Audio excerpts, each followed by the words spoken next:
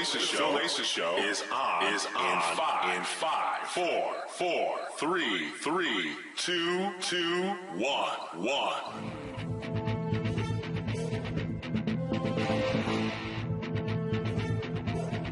Welcome to the Phil Naessens Show. I'm happy to have you here. We are going to talk a lot of basketball, lots of things happening. The All-Star game is next weekend. We've already talked about the starters and reserves, but there are a bunch of events happening, and we're going to talk about those. My guest is going to tell us how he would fix the All-Star game. He'll also give us our Utah Jazz update. We'll talk about Joakim Noah going nuts, Tracy McGrady, the baseball player, Jason Kidd, the coach of the month, and a lot more. And joining me to do all that from slcdunk.com, please welcome their managing editor. Amar is in the house. Amar, how you doing, man? Welcome to the show. Hey, I'm doing great. Oh, I can't wait to get started because, we just have to fix these things, these problems. There's so many problems, I'll tell you what. And when we do that afterwards, we can fix all the computer problems I have and all the other problems in the world. Right, like the Sochi Olympics. Yeah. Yeah, the dogs in Sochi. I'll tell you something. What people seem to forget is those pictures look like they're chasing peaceful dogs. These are wild animals now, man. If you've ever been chased by a dog or attacked by a dog, one of these strays, you'll understand why they're rounding them up. Yeah, they quickly remember that they were once wild animals. That domestication can be breeded out in 1 or 2 cycles. So it's the same thing in Asia. But yeah, so we could do a whole podcast on just Russia, but that'll be for the off season. Yeah, we'll have plenty of time. Don't worry. But anyway, the Utah Jazz. Now we're recording this on Saturday evening, the 8th of February. There's still games to be played, but currently they're on a 4-game skid. What's going on with the Jazz, Amar? It's a bad time right now because, as you said, they're on a skid and they play the Miami Heat tonight, so that's going to be a 5-game loss. The main problem is that Trey Burke has hit the rookie wall. We knew it was going to come, and he went headfirst into it. And as Trey Burke goes, so far this season, the Utah Jazz go. So he's unable to shoot well enough. So that means the defense can collapse on everybody else and make everyone else's life a lot worse. So the impossible happened. The worst offensive team in the league got worse. So I think we're ranked number 40 now out of 30 teams or something. It's hilarious. And it doesn't look like the Jazz are going to come out of this tailspin any soon. Like last night, we had a great first half by Marvin Williams, 21 points, scored 0 in the second half. It's just that type of year in Utah. Yeah, it's been tough, but there have been some nice moments. Trey Burke has provided some nice moments, but right now he has hit that rookie wall, and we hope he bounces back from it and not stays inside the wall because that could happen. But honestly, it's this week could be pretty good because you're hosting the Lakers and then you travel to Philly and then you hit up Brooklyn. And Brooklyn is something. But you could come out of this realistically with 2 wins this week before the All-Star game. Yeah, and I think that's important for this team because they don't want to go into the All-Star break on an 8-game losing streak. They want to at least stop the bleeding, and that gives you a chance to take a breather and collect yourself a little bit. And I think that's what Trey Burke said. He feels like he doesn't have any legs right now. He needs this All-Star break. But more than that, this young team needs confidence. And they're not going to develop any confidence if they're going into the break with 8 losses in a row. So this is a critical week for the Jazz, and I hope they do all right. At least some of these basement dwellers will fight one another, and we'll get to see who really wants that number 1 pick more. Absolutely, and I need to correct myself. The Brooklyn game isn't for another week, but still 2 wins they could get. The Lakers aren't playing very well. Philly's kind of having those same rookie issues with Michael Carter-Williams. So, you know what? I think it's important that they at least continue to remain competitive, and for the most part, they have, haven't they? Yeah, I think that's true. If you look at the quarter-by-quarter performance by the Jazz, they're in it each quarter. It's just the cumulative effect of losing every quarter that gives you these deficits of 15 to 20 points in some of these losses. And that competitiveness is something that you have to learn. You have to have that professionalism to do it every day. I think for the most part, you have these veterans like Marvin Williams and Richard Jefferson, and they're able to bring it. It's something that I would like the rest of the team to rise to meet with them, because while they're not the most talented guys right now, they are giving a consistent effort every game. Whereas you have people like Alec Burks and Gordon Hayward, they're capable of hitting 30 points in a game, but they're also capable of going 2 for 14 in a game. And that's just not going to cut it if you want to be a starter. Nope, it certainly isn't. And the funny thing is this week I heard Ty Corbin be interviewed on the Dan Le Batard show. Yeah. And they talked about they're the only national show that talked about the Jazz. Well, that's not true. There's another one that does every week. But still in all, they didn't want to ask him any questions about the Jazz because they didn't want to talk about the Jazz. So they just talked about what he's learned from other coaches. They didn't even try to broach the subject of the fact that there's a very good chance that Ty Corbin won't be there next season. But still, it was a strange interview, to be honest with you. Usually when they bring a coach on, they want to talk about that team. And they didn't seem to want to talk about the Jazz. And that's just not right. I mean, the Jazz are going to be okay. This is a young team that's going to be okay, right? Yeah, definitely. In the next 5 years, we're going to look back at the season and say, oh, remember how bad it used to be? It's not going to be this bad forever. The Jazz are a pretty good franchise. They seem to have a direction. It's just that right now we're at the lowest point. And once we start crawling back up towards that light, the future is going to be so much brighter. It's just that right now it looks bad, but we're not going to be a perpetually bad team like, I don't want to name names, but some of these other franchises that are having perpetual season after season of failure. I don't think that's in Utah's future. They've drafted very well, and I suppose that it's going to turn out okay in the end. Yeah, I think it will. And if it doesn't, well, they'll just move on and do whatever it is that they do because they've never been an organization that allowed mediocrity for very long, that's for sure. Tracy McGrady, he wants to play baseball now, and apparently he's going to with the Independent League, the Atlantic Leagues actually, Sugarland Skeeters. What do you think about that? Okay, when I first heard about this story, I was like, okay, I guess this is just another example of a rich guy being able to do things that poor people can't do. But when I actually went into it a little bit and I read some of what T-Mac was saying, he seems quite passionate about this. And I can understand that. He got into the NBA as a teenager. He didn't play any college basketball. So his entire life for the last 25 years has just been basketball. And perhaps he had to make sacrifices for basketball. He'd have to give up things that he would have also have liked to have pursued. And now that basketball is no longer a thing, I guess it's giving him a little bit more free time to look at, what are some of the things that I'd like to do? And he probably has a whole big list. And that's awesome to be that organized. And I guess he realizes that he's never going to be able to take this opportunity again. So he has to take it now. And it seems like he's pretty dedicated to it. He's been working on his pitches. He's been working on his conditioning for this type of thing. And he is going to be a pitcher, which I guess is going to be pretty intimidating if you're a double A player or a single A player starting off who has to face down a guy who's 6'8". But, it remains to be seen how good he actually is. It's nice to know that he actually cares. But, caring doesn't get you the results. No, they sure don't. But I'll tell you this, the Sugarland Skeeters are a serious baseball team. I mean, they've had several guys come through there who are either rehabbing or whatever, or out of baseball for whatever reason. Roger Clemens pitched for them. Jose Canseco played for them.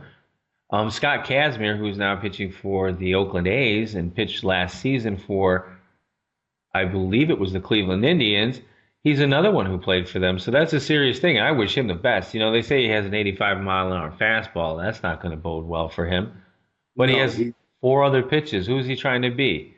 But God bless him. I mean, if he can do it, why not? He says the ballpark's 5 minutes from his house. He's got all the money in the world. And like you said, he's been playing professional basketball since he was a teenager. And he wants to try other things. And he's got a pretty big bucket list of those things. And this is a difficult thing. If he can do it, God bless him. If he can't, well, he won't. Yeah, exactly. But the thing I respect the most is he's hired professionals to help him. And he's seems to be good enough to be there. So why not? Good luck, Tracy. That's what I say. Good luck, T-Mac. Maybe you'll get that World Series ring someday. Yeah, if you can.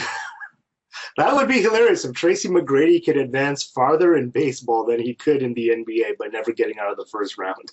But that would be funny. He may wind up a Hall of Famer, though, in baseball. Or not in baseball, but in basketball he could. Oh, yeah. See, like, he has a skill set, and I think this is the other thing that we're overlooking. He is a very versatile person. He was able to do so much on the court. Who says he can't be a pitcher who has 4 different pitches? And he's not doing this like Andrew Bynum. He's actually doing it because he wants to be there, and he's hired the right people, as you said.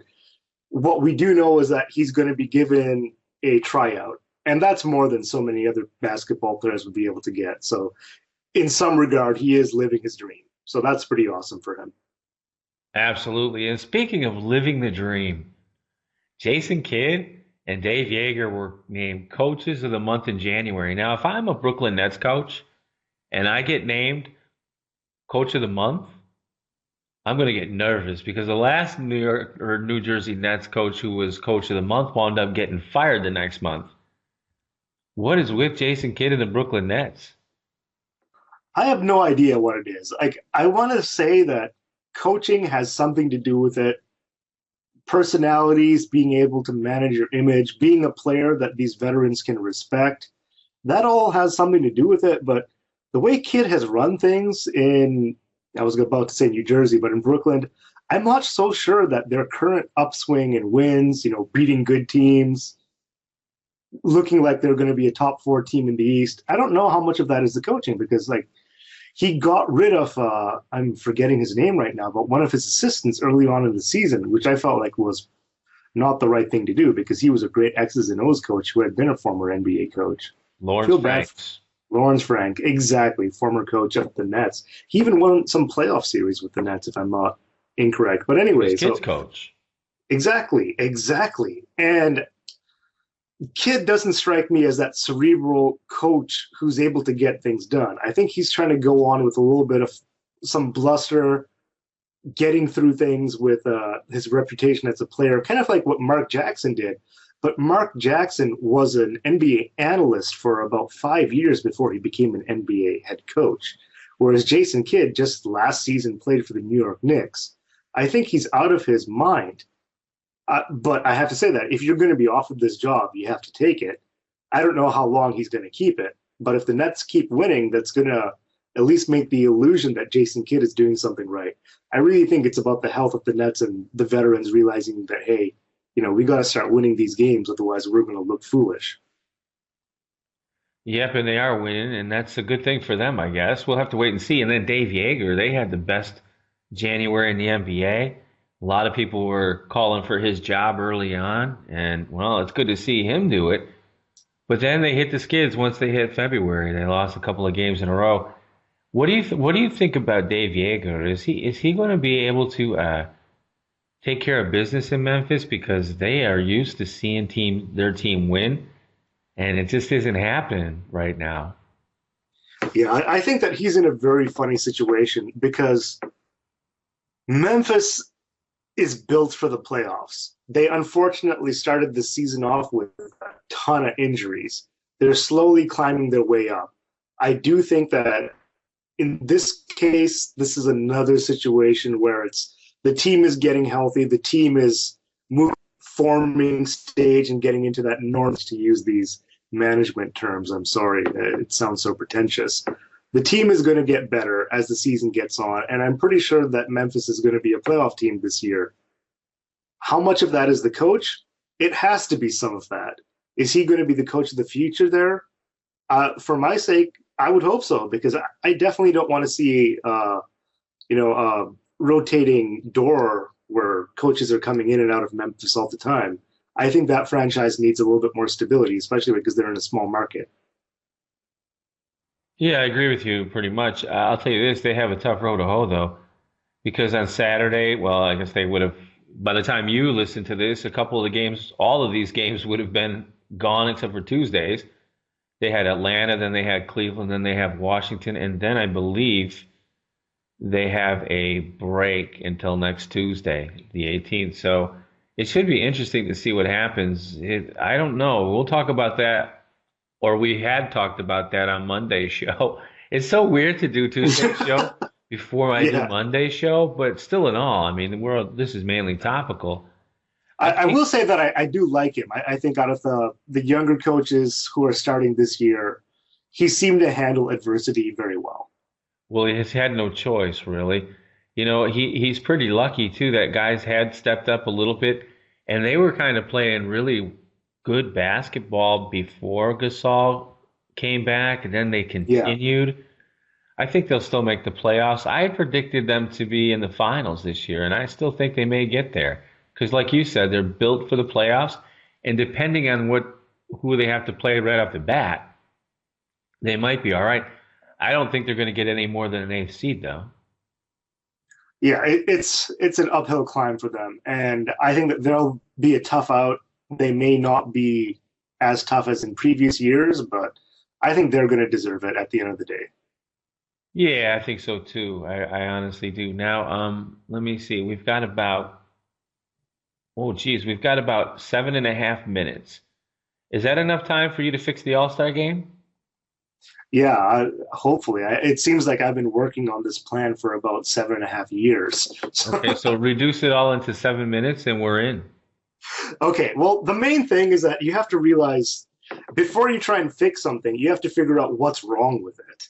And I think the main problem with the All Star game can be reduced to two things. Number one, the fans are idiots. And I'm a fan. I vote on the All Star game, but I'm talking about the collective sense, which includes myself. We are collectively idiots. And the people that we think should be in the All Star game are exactly the type of people that are hurting the All Star game. The second main problem with the All Star game is that the mentality of the players who are in the game have changed.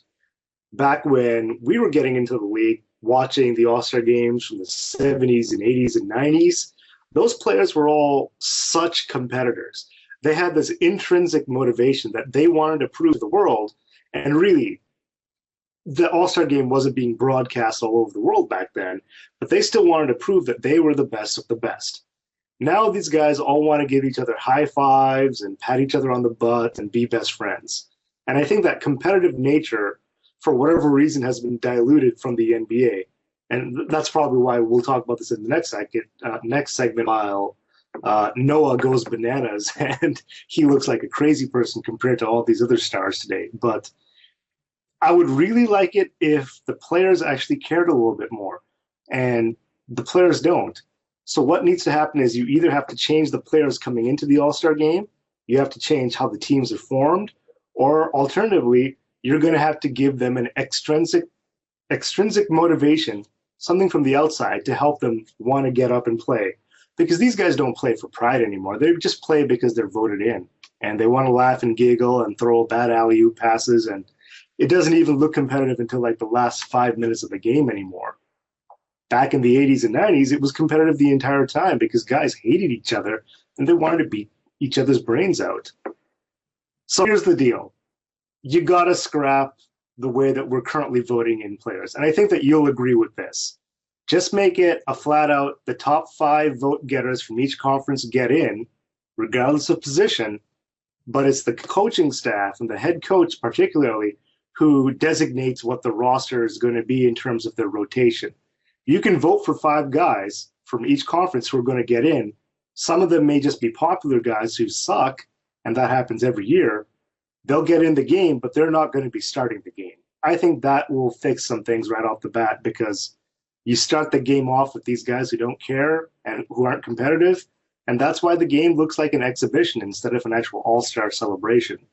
What do you think of that one, first off? That's very interesting. What I would do, and I know it's for the fans, this whole thing, and I would allow them to vote, but I wouldn't put them in as far as conferences go. what I would do is probably go with what they're doing with the rookie game, the rookie sophomore game, and draft them.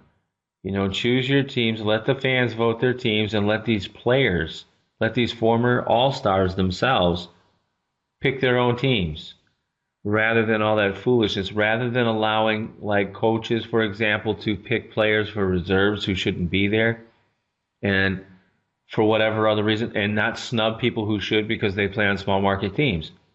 Right. That's always going to be a problem with the current system. So that should change as well. Yeah. So I would take that out, but everything else sounds good, dude. I like some of the thoughts that you have. I'm not so sure, though, that they'll ever do that because the fans will go bananas. And I did a show here where we picked our All-Stars where I just acted like the typical fan and just picked whoever I wanted and caught hell for it. But yet I'm sure the people who gave me a hard time do the very same thing, and they weren't even clever enough to realize I was mocking them.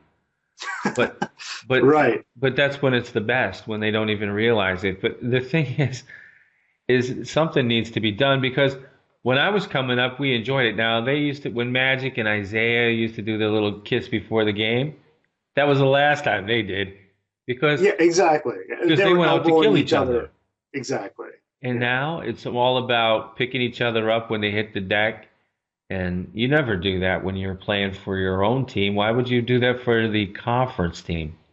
What do you think we can do to make people actually care more about trying to compete? Should there be some sort of incentive to the team that wins?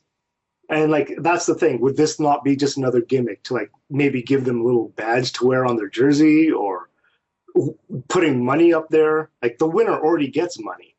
Would putting more money up there fix the problem of them just joking around? No. Or is that just like a personality thing with the NBA right now, that they've toned down that intensity?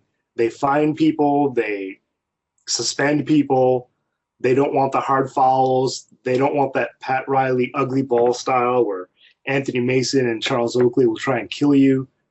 And I don't know. Like, do they just want it to be like, oh, look at how good we are? They're just going to eliminate defense in the next All-Star game, so you get even more dunks and high scores. Well, half of them don't play defense when the games count. I mean, but still in all, you know what you could do, maybe like they do in baseball, is make the winner of the All-Star game give that conference home court advantage in the finals. Yeah, I think that's a very good idea. I don't know if like you said before, the NBA is very hesitant to try new things. And people have been talking for many years about the whole idea, but just make it picks. Like, you go to the gym and you want to hoop it up, and so, all right, I got first pick, I picked this guy. If they did that, it would at least be a little bit more entertaining. Yeah, that's true. It is, in a way, it is entertaining because they do score a lot. They get a lot of wide open dunks.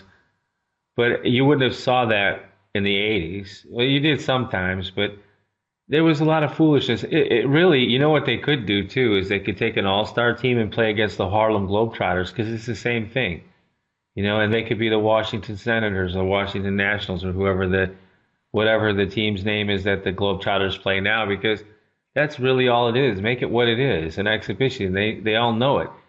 But right. If you go go ahead.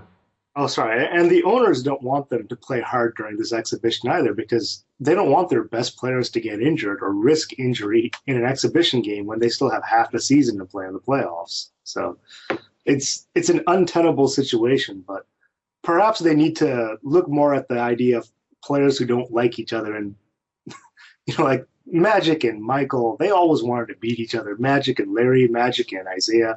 Maybe the idea is just have Magic in there because he seems to be the instigator. Yeah, that could be. I would let him be the coach and I'd let Isaiah Thomas be the other coach, but or something like that. The other thing is, and we only got about 10 seconds, but the other thing is this. The conferences are so scattered in terms of quality of stars that it kind of bodes for that type of thing. But we can talk about that another time. Anyway, great stuff. Great start. We'll be right back. And when we do, we're going to talk about Joakim Noah. And then we're going to take a look at the side events of the All-Star Game. We'll be right back. You're listening to The Phil Naessens Show. This is The Phil Naessens Show. And it's the reason Al Gore invented the internet. And we'll be right back after these brief announcements. Do you know your fantasy sports? Would you like to make money at it? DraftStreet.com and the Phil Naessens Show would like to help you get started making money playing fantasy sports today. And we'll even give you the chance to get started making money today for free. On me. That's right. All you have to do is head on over to PhilNaessens.com or visit the show notes for this show. Click the Draft Street image at the top of the page and start making money playing fantasy sports at DraftStreet.com today. Are you looking to escape into lands full of fantasy, drama, and adventure? If you are, why not try author K. Metter's books? Their journey begins, Journey to Freedom, The Night of the Dixie Wilds, On Top of the Rainbow, and Transcendence will get you there. K. Metter's books are available as an ebook or in paperback, and you can find her at authorkmetter.com. That's authorkmeador.com. Hi, this is Phil Naessens from This Week in Tennis and the Phil Naessens Show. Max Sports Channels offers the best in sports talk radio, as well as great music 24 hours a day. It's my daily destination, and I hope it's yours. The sports talk begins each and every day at 3 p.m. and it ends around 9 p.m. Special programming on the weekends. And in between all that, the hottest music on the internet. That's Max Sports Channels. Make it your daily destination. Are you a fan of historical fiction? If you are, then why not try author Mary Ann Bernal's The Briton and the Dane series of historical fiction novels. You can purchase these novels from her website at www.mariannebernal.com. That's www.mariannebernal.com. Brewtown Sports is your source for Brewers news and notes. Join Mr. Brewtown as he keeps you up to date on all the happenings of your Milwaukee Brewers and Major League Baseball. Follow the show on Facebook and Twitter, Brewtown Sports. Listen 24/7 at BrewtownSports.podomatic.com. Riveting talk radio. Everybody get up. People cannot get away from the internet. Well, I think it probably comes from porn as well. Yeah. I mean, that's got to be a big, strong thing. Oh, that's gross. That's disgusting. And it freaks me out. My cheeks are sealed. We love talk radio. Bend over, baby. Do you see what I'm saying? WeirdTalkSuperstation.com. Better than sex. I don't know how good sex is. We're going to do a lot of drinking. Talk radio. Bend over, baby. That was great.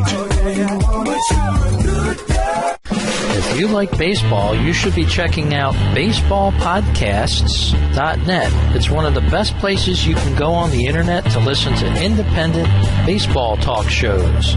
24 hours a day, 7 days a week on our radio player that can be heard around the world. So won't you tune in and give us a listen at baseballpodcasts.net. You can also listen to the great Phil Naessens Show here. See you there at baseballpodcasts.net. Stitcher Smart Radio is an award-winning, free mobile application that lets you listen to your favorite shows and discover the best of news, entertainment, and sports on demand. Now you don't even need a Wi-Fi or a cell connection to listen to shows like The Phil Naessens Show. Never miss another show. It's real simple. Just go to Stitcher.com and download the free app today. And never miss another Phil Naessens Show. Hi, this is Gary Mack of Mets Musings, and I hope you'll join me each and every week as I recap all of the comings and goings-on in New York Mets baseball. I'll have guests on from all across Mets Nation, giving their insights and analysis on the New York Mets. And you can follow me on Twitter at MetsMusings1, as well as on Facebook. The group name is Mets Musings. So tune in weekly to Mets Musings Available at MetsMusings.com, Stitcher.com, iTunes.com, iHeartRadio, and of course, BaseballTalkRadio.com, the home of great baseball talk shows. And now back to the Phil Naessens Show. By the way, ladies and gentlemen, as always, this stuff in lieu of actual entertainment. Welcome back to the Phil Naessens Show. SLC Dunk Managing Editor Amar is still on the line. We've got a lot to go through. You want to talk about intensity? Joakim Noah blew a gasket the other night. He wound up getting fined $15,000 by the NBA for saying F you to each of the referees involved in the skirmish and in the problems, and he even pointed at them. That was, I loved it, actually. I thought that was great. Yeah, we were just complaining about how a lot of these guys are just wanting to smile and be in TV commercials and all that. Noah is not that guy. He's a throwback NBA player. He's one of the few guys, I think, who's in this version of the NBA who could have actually held his own in a previous version. So, I applaud his intensity here. Like, he cares. When your team is getting blown up by the Sacramento Kings by 30 points, you better be mad. Absolutely. And that same game, Boogie Cousins, afterwards, he says that Mike Dunleavy called him a clown. Yeah. And then Dunleavy, who's far more clever than Boogie Collins, he said, I would comment on it, but clowns don't speak. Exactly. That's that Duke education. There you go, right there. That's the difference between being educated in the streets and being educated in the classroom. But I think Boogie'd win in a fight. But here's the thing, though. And then after that, Dunleavy then said something to the effect of, well, you know what? I'm not the one that has a problem with all my teammates, and no one's ever called me any names before, even in jest. He said, I get along with people. I guess he's referring to the fact that Mr. Cousins doesn't always get along with people. Yeah, I think that's a very polite way of putting it. Now, Cousins has also the reputation of being a coach killer, which is very funny. Now, we should probably talk about this in the next segment when we talk about Anthony Davis, but Cousins had some very vocal things to say about his perception of his snub. But, it's an interesting situation, and you like the guys who have a fire for the game, but at the same time, there is a line. Is the line throwing out an F-bomb to every ref? Perhaps, but at the same time, that's less of a problem for me than starting a fight in your locker room or publicly trying to get your coach fired. Exactly. I tell you what, that is kooky, man. I gotta say, but I like Joakim Noah. I think he's just competitive as heck, and he was ticked off, and that kind of thing happens. Maybe he did go over the line a little bit. I wouldn't recommend that you young people listening. I wouldn't recommend you do that because you'll probably wind up getting popped by the referee. Yeah, and plus we're not making the type of money where we can throw away $15K on a bad decision. That's exactly right, and it is what it is, and I'm sure the team will pick that one up anyway. But still, good luck to Joakim Noah. And you just brought up Anthony Davis. Someone finally listened to us, and Anthony Davis is now an all-star. He was chosen to replace, I believe, Chris Paul. I think it was Kobe Bryant. Or Kobe Bryant, I'm sorry. One of those Los Angeles guards. Yeah, one of those Los Angeles guards who are making a lot of money and not playing. And that's a good thing that he is on the squad, because it would have been strange to have a game in New Orleans and not have a Pelican, especially the top Pelican. Yeah, well, if he deserves it, he deserves it, no matter where the game is. He deserves it. Yeah, exactly. Like, if the game was on Mars, he should have been picked. I would think so, and this is why your system works better. But we're happy to see him there. I'm going to be happy to see him there. I rag on him too much, and it's nice when he gets some accomplishments. And, there's so many other things here with the All-Star game.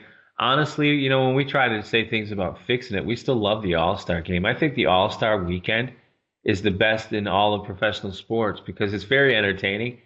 I probably won't watch the All-Star game itself because I have better things to do with my Sunday nights than watch exhibitions.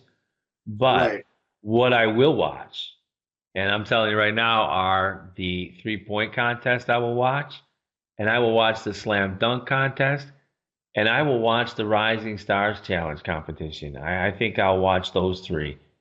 First off, the dunk or the three-point contest. Here's who we have participating. Aaron Aflalo from Orlando, Bradley Beal from Washington, Kyrie Irving from Cleveland, and Joe Johnson from Brooklyn. And for the West, Marco Bellinelli from the San Antonio Spurs, Stephen Curry from Golden State, Damian Lillard, who's competing in everything this weekend. I love it. I do too, for Portland, and Kevin Love. Kevin Love. Our favorite player. My favorite. Yeah, I catch that. People give me a hard time about that, but I don't care. I just don't like the guy. I'm sorry. But he is going to be in the three-point shootout. I'll tell you what, this ought to be interesting. I think it's going to be a great three-point contest. Yeah, I completely agree. This is a very equal field. It's not like they have one good player and a bunch of nobodies. These guys can all stroke it. Some of the fans of the larger market teams may not actually know that a guy like Aflalo should be in this event. He's just been he was an all-star snub this year, so maybe this is a token appreciation of that, but he's very capable of hitting from downtown. If I was going to rank this event, it's probably going to end up being perceptually Kyrie Irving, who has won it, going up against Stephen Curry, who is supposed to be the best three-point shooter of this generation. So that's a pretty good ranking. You know what? I'm going to look for a dark horse here. I'm going to choose Marco Bellinelli of the Spurs. Yeah, he's going to have no pressure on him. None at all. And he'll have fun. He'll have his little white shoes on with his black socks. When we were kids, we would have thought he was a nerd. He actually does look like a nerd, but he shoots like a superstar, and I think he's going to surprise some people there. I think he looks like Sly Stallone. Yeah, a little bit, doesn't he? Yeah, maybe he is. Maybe he's the reincarnation of Sly Stallone because Sly is old enough to be his grandfather. So it's possible. But you know who else I like in this? I like Bradley Beal. He's a heck of a shooter. I wonder how he's going to be when he's wide open, though, because lately he hasn't made too many of them. So yeah, this ought to be interesting. Beal is also playing in the Rising Stars Challenge as well, so it's all on the same day. So he may be a little bit tired by this point, but who knows? They're always super young guys. They should never get tired. They should never be tired. Joe Johnson, it's just tiring to see him even there now. I just don't want to. Ever since that thing in Atlanta when he and Josh Smith decided to get Mike Woodson fired. Yeah, that's despicable. I'm personally just not a fan of Joe Johnson. I mean, I've had him on my fantasy teams, and I made money because of him, but But Steph Curry, I think, but honestly, the winner is going to be Marco Bellinelli. Who are you going to take to win this? I'm probably going to go with Kyrie Irving. He's got nothing else in his life right now. These Cleveland fans need something to hang on to. The closest they're getting to a championship. Yeah, because he's not going to be there in 2 seasons. He's gone. He says he's out too. You know, that's amazing. Yeah, no, it's like these are the kids who are going to the NBA today, and I don't even know what kind of role models they are, but this is us just being old grandpa talk. Get off my lawn, but yeah. Perhaps. Speaking of old grandpas, we could talk about some of these young fellas that are playing in the Rising Stars game. Grant Hill is the coach of Team Hill, and he has selected Damian Lillard, Bradley Beal, Andre Drummond, Harrison Barnes, Terrence Jones, Giannis Antetokounmpo, Jonas Valanciunas, Dion Waiters, and Miles Plumlee. Now, Miles Plumlee has replaced Atlanta's Pero Antic because he's hurt, and Chris Webber, Team Webber, and I wonder how many timeouts they're going to call in that game. Let me see. Anthony Davis. Oh, my goodness. Michael Carter-Williams. Tim Hardaway Jr., my man right there. Trey Burke, that's Amar's man right there. Exactly. Jared Sullinger, Mason Plumlee, Victor Oladipo, who's probably going to be the Rookie of the Year because Mike Woodson doesn't play Tim Hardaway Jr. enough. Steven Adams, the Kiwi from down under. He is something, boy. And Kelly Olynyk from Boston. This is going to be a fun game, isn't it? It is. And I think the main reason why it's going to be fun, besides the fact that it's supposed to be fun, is the fact that Grant Hill and Charles Barkley picked a completely different team than Chris Webber and Kenny Smith did.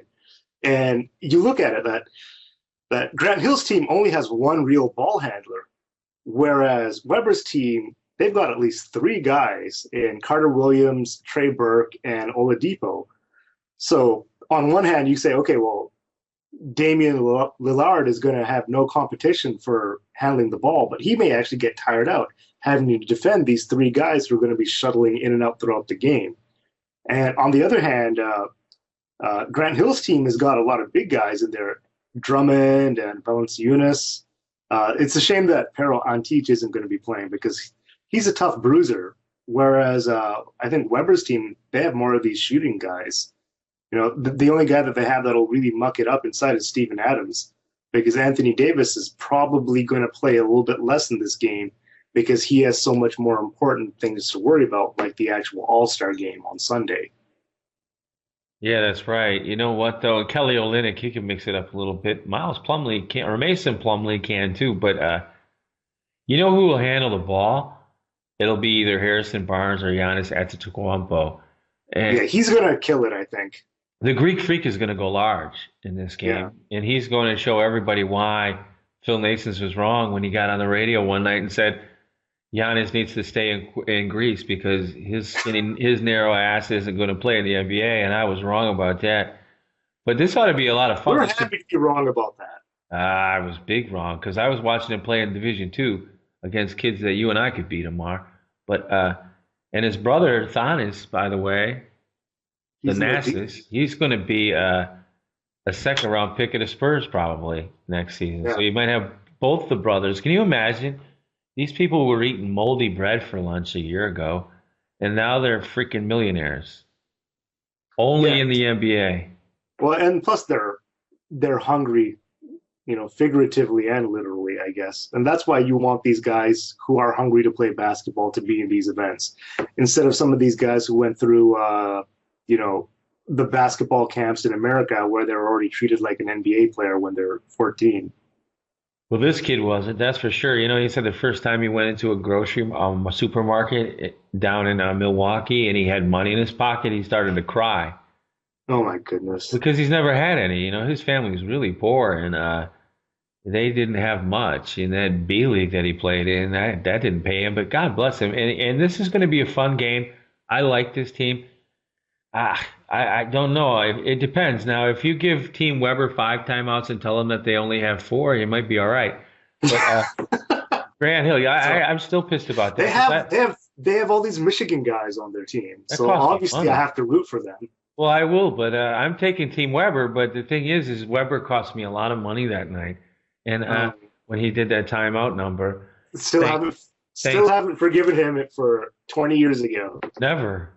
Not when it comes to that. Nor that other knucklehead, the backup point guard. Who was that? What was his name? Who was the starter before the Fab Five came in? Oh, I'm forgetting. Didn't he become a agent? Rob Pelinka? No, not the white guy. The kid from Detroit. The only guy that I knew that was from Detroit that was on that team was Jalen Rose. Well, he was with the Fab Five. The point guard that was there before the Fab Five, who lost. This is gonna kill me. I'm gonna have to look it up. Who lost his job? Excuse me, was the one who called timeout on the bench, and I can't remember his name, but he's another one. I'm glad he didn't play in the NBA. But anyway, that's your rising stars, and I'm taking Team Weber. Yes, same here, and I think it's because they're probably a better balanced team. You're going to need someone besides Damian to step up for Team Hill. If Drummond isn't getting those oops, if Giannis isn't getting the ball and allowed to create, it's going to be a bad night for them. I think Weber's team may actually try to pick up the tempo, which is only going to hurt Hill's team even more because they have guys like Valanciunas who are kind of slow. Yeah, it's going to be interesting. I think that Tim Hardaway Jr. is going to be the Rookie of the Year, or he'll be the MVP of that game. The slam dunk.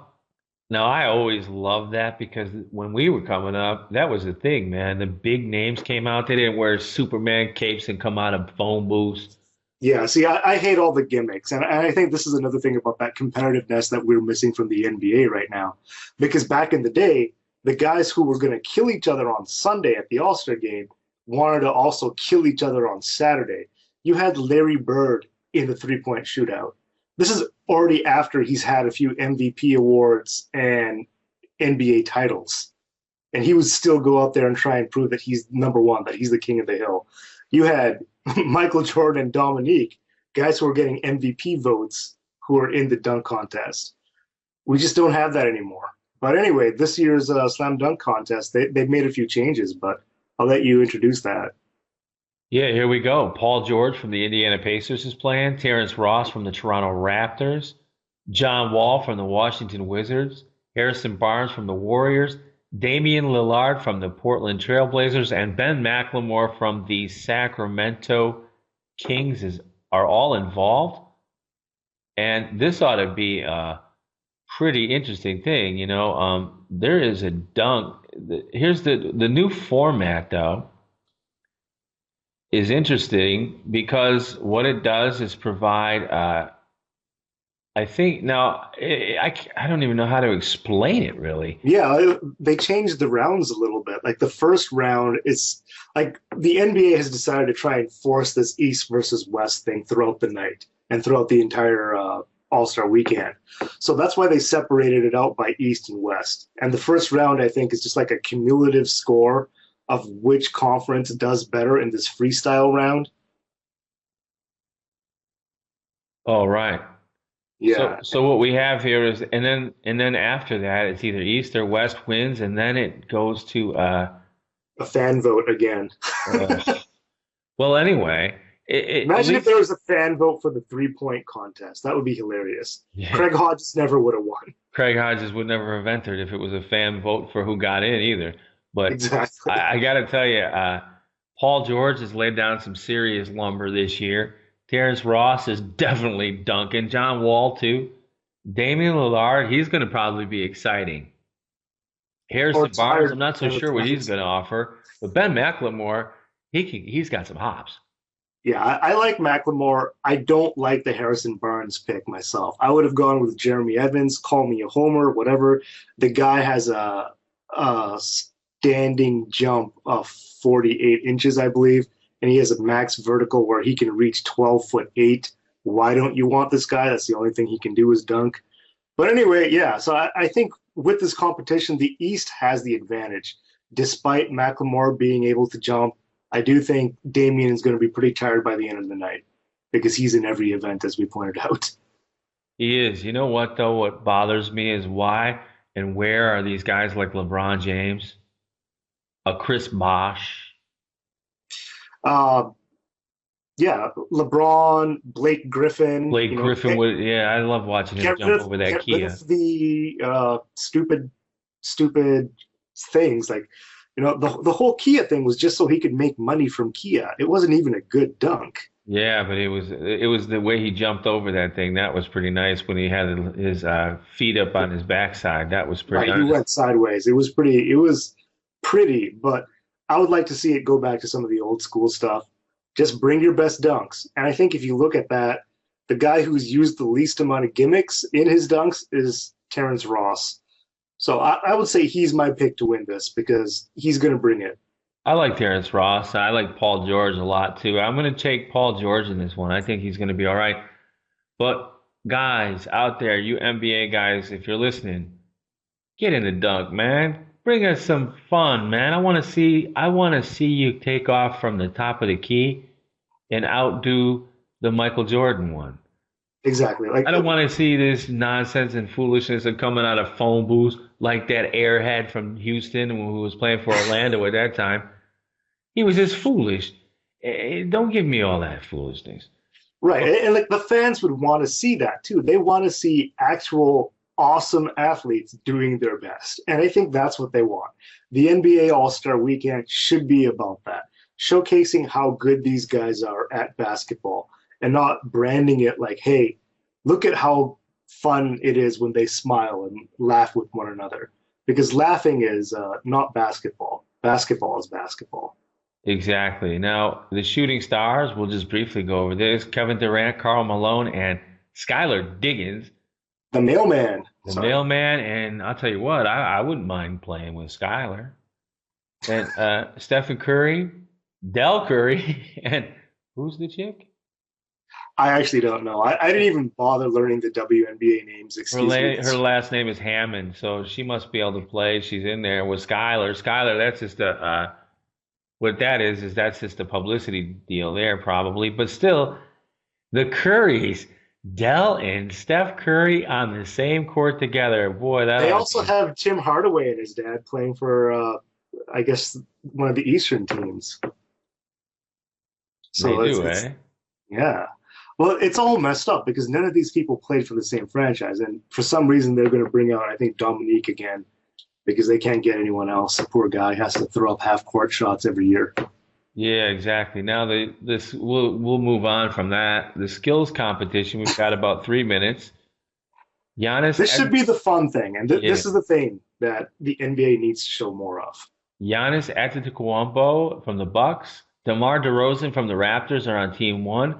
Michael Carter-Williams and Victor Oladipo are on Team 2. Trey Burke and Damian Lillard are on Team 3. And Goran Dragic and Reggie Jackson are on Team 4. That ought to be fun. I've never really enjoyed that. But then again, I have to download the thing because they don't show it live here. So, honest to goodness, it takes a while and sometimes it's not worth it. But this ought to be pretty good. Yeah, I agree completely. And I don't understand the whole team thing because before it used to be an individual effort.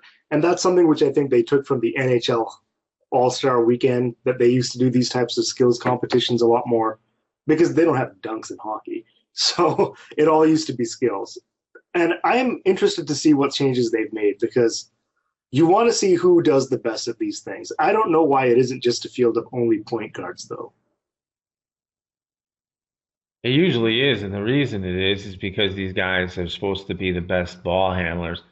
Antetokounmpo is not a point guard, so he's in there. DeMar DeRozan isn't either. That's kind of unfair, the way they line that up, because you've got Trey Burke and Damian Lillard on the same team. Or Dragic, yeah, he's just a fundamentally sound European player who should dominate this. And Reggie Jackson, who just flies. Trey Burke, who just flies. It's because the East just sucks. And there's nothing they can do about this. Why isn't Kyrie Irving in this? He's too busy. He's planning who he's going to play for next. Yeah, he's got to look at real estate. Yeah, I'm sure of it because, like he said, I'm out of here. That's the second lottery pick the Cleveland Cavaliers have had who've decided to take their talent somewhere else. Yeah, well, their great hope now, I guess. Yeah, I think you're right. You know what?